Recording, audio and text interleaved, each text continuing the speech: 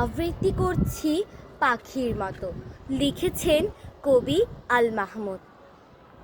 আম্মা বলেন পড় রে সোনা, আব্বা বলেন মন দে, পাঠে আমার মন বসে না কাঁঠাল চাপার গন্ধে।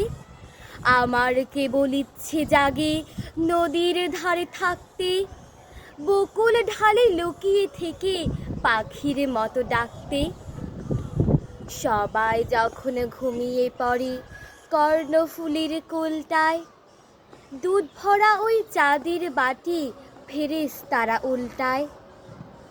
তখন কেবল ভাবতে থাকি কেমন করে উড়ব, কেমন করে শহর ছেড়ে সবুজ গায়ে ঘুরব।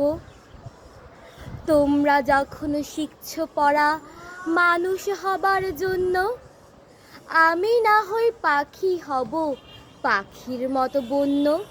ধন্যবাদ।